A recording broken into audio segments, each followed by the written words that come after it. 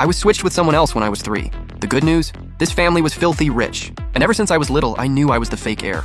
I also knew one day they would find out. So with this temporary superpower of mine, I prepared a surprise for them early on. If they ever kicked me out for the real heir, I could take everything from them without mercy. On the day I turned 20, I found out my adoptive parents were secretly looking for their real son. So without hesitation, that very night, I made a move on my fiancée before she learned the truth. The next day, my identity was exposed and my family threw me a check. "Jack, there are 50 million in here. Step aside and don't make things hard for Alex." Hearing that, I didn't hesitate at all.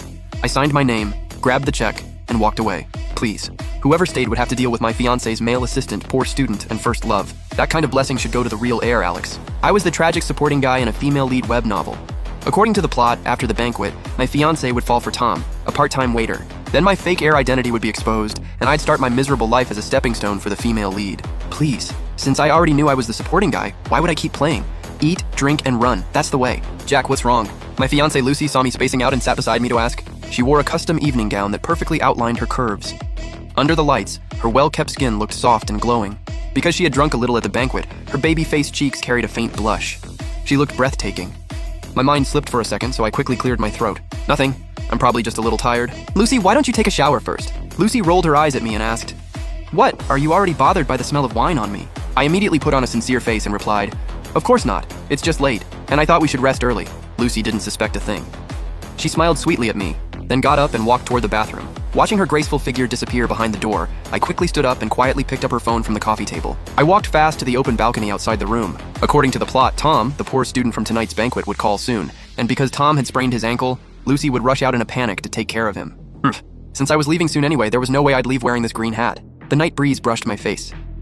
Just as I stood still on the balcony, the phone screen suddenly lit up. A number labeled Tom popped up, just as expected. I took a deep breath, swiped to answer, and placed the phone by my ear. A deliberately lowered, weak-sounding male voice immediately came from the other end. "Lucy, I accidentally sprained my ankle on the way back tonight. It hurts so bad. I'm alone in the dorm. Can you come take care of me tonight?" Hearing that, I gave a cold laugh. "Who do you think you are? You think you can call her Lucy like that?" The person on the other end clearly didn't expect a man to answer. He froze and stayed silent for several seconds. Then his tone instantly turned stiff.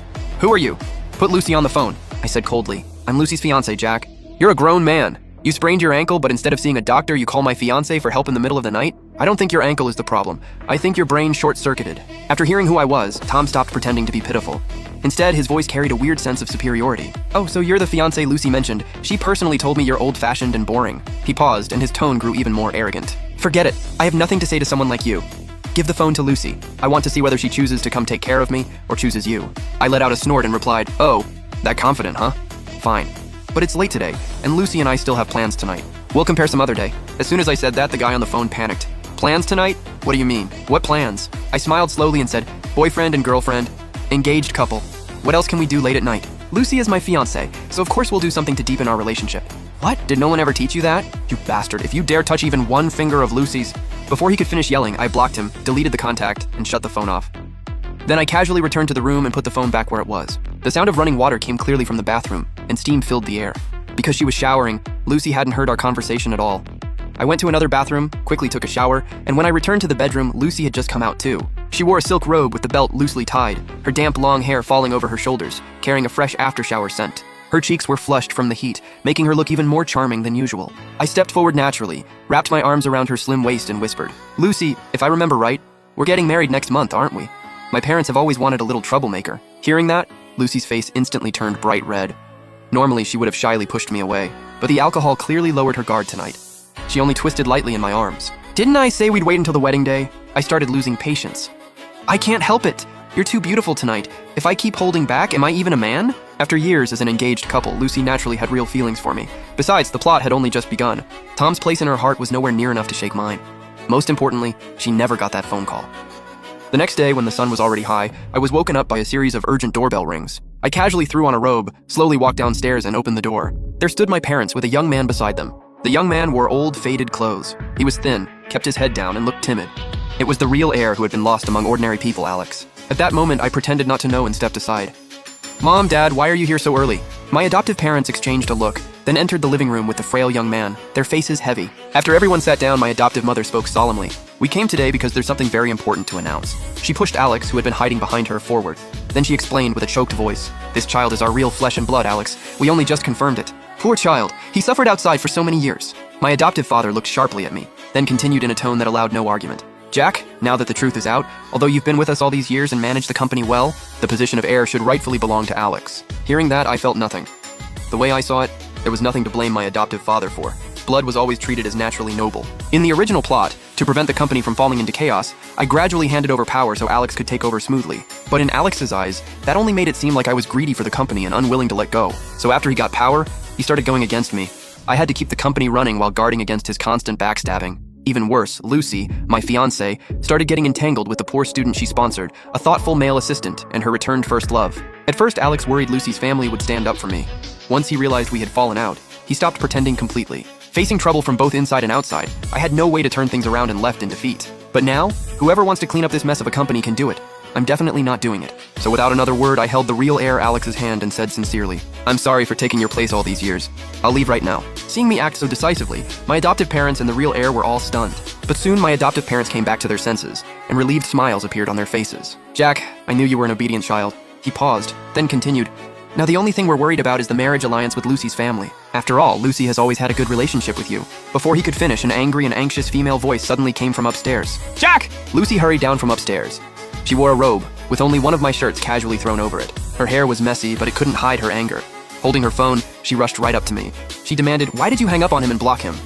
Do you know how rude that is?" That string of questions directly stuck the last word in my adoptive father's throat. I leaned against the sofa, waved my hand, and smiled. "Come on, let's talk about that little thing later." Hearing that, Lucy instantly got angry. "Little thing? You think this is just—" Before she could finish, my adoptive mother immediately stepped forward and cut her off. "Lucy, calm down first. We came today because Jack is not our biological son. Originally, we were still worried about your engagement with Jack. But from the looks of it, your relationship isn't that great either. In that case, your engagement with Jack is canceled. If your family and ours still want a marriage alliance, you can consider Alex." At this point, my adoptive mother's tone became much more relaxed. Clearly, Lucy's appearance erased their last concern. This sudden news left the furious Lucy completely stunned. Seeing that Lucy didn't object, my adoptive mother quickly took a check from her handbag. She tossed it in front of me. "Jack, here's $50 million. Take it. Consider it the last bit of affection we owe you. Leave this family and make your own way. Don't make things hard for Alex." I looked at that flimsy check, then glanced at Lucy beside me, who seemed like she wanted to say something. In the end, she only pressed her lips together and looked at me with complicated eyes. "Okay, I understand. Thank you for raising me all these years." After saying that, I didn't look at anyone again. I turned and walked straight out the door, not even taking my clothes. Behind me, I vaguely heard my adoptive parents comforting the real heir, Alex. Lucy finally snapped back to reality and shouted angrily, "Wait, Jack, stop right there! Explain yourself. What exactly happened with Tom's phone call?" I didn't stop walking. The corner of my mouth lifted slightly. "Explain? What's there to explain? Whoever wants to wade into this mess can go ahead. I'm out. Blue sea, clear sky, golden sand." 3 days later, I was lying leisurely on a beach. I enjoyed a professional therapist's perfectly timed massage as the warm sea breeze brushed over my skin. It carried a salty, damp scent, mixed with the rustling of palm trees in the distance. An iced coconut sat beside my hand with a tiny paper umbrella by the straw. Now this was life. With $50 million in hand, I had basically carved Lev for the moment onto my forehead. Just as I was getting sleepy, almost melting into the afternoon sunlight, a shadow suddenly fell over me. The therapist's hands paused. I frowned in annoyance and lazily opened my eyes. Under the sunlight, a pretty puffed-up figure stood in front of me. The person was